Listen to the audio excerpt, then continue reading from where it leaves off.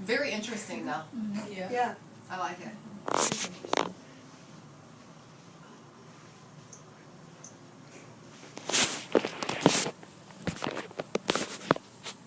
Imagine yourself as a student sitting in your classroom and your teacher asks you to pull out your laptop that she reserved for your classroom that day.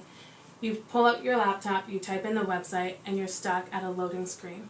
You look around at your classmates and you see that they as well are stuck in a loading screen. And maybe they even got to the website, but now they're just stuck there.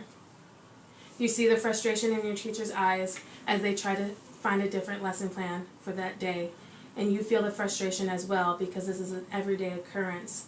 You also know that neighboring school districts do not have to suffer with this problem.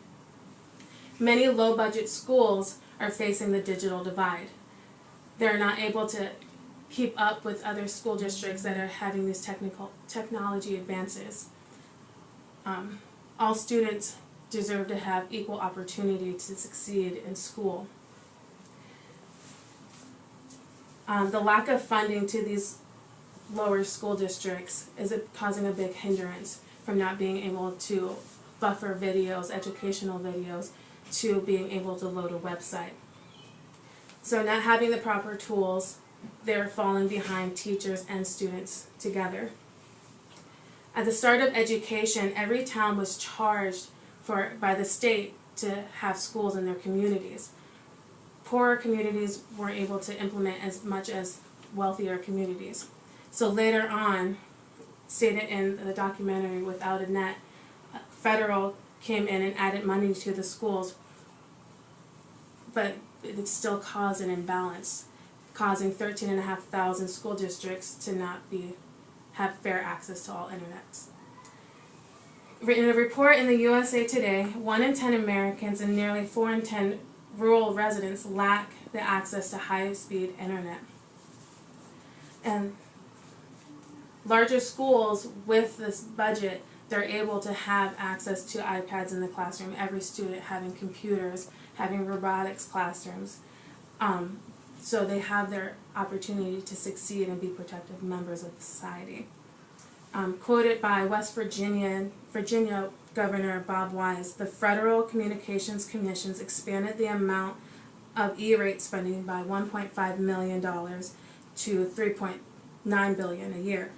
This will result in, within 5 years, 99% of all classrooms will have access to high-speed internet.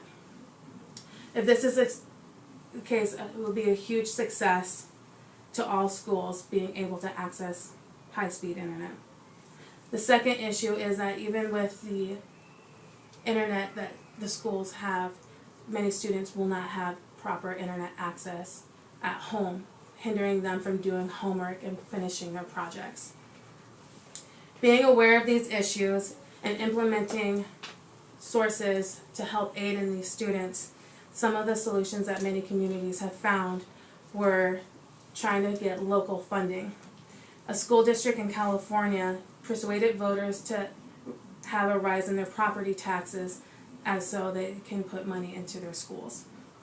Another way that they've tried to implement funding to their schools was going through the state and getting funding from their state. William Pennsylvania School District is suing the state of Pennsylvania so that they provide them enough funding. The reason they're suing them is because in the state legislature it is stated that the state will provide equal funding to all schools, and because of this they're lacking in their responsibilities to ensure fair and equal opportunities to all their students. Schools and parents need to follow through with to get their students to get the technology that they need. Now, more than 40% of financial lawsuits are occurring throughout America so that they can fight for their rights for their students to get their proper education.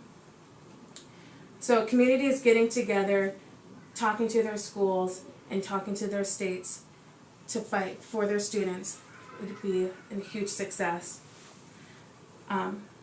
So imagining a classroom full of computers for each student without having to share and having iPads and robotics classes would be a huge success. Students can graduate and be proud of the education that they've received and go out into the workforce confident. Working on as a community to close the divide is such a huge improvement that we as parents, staff, and government, we can work together and try and close the digital divide.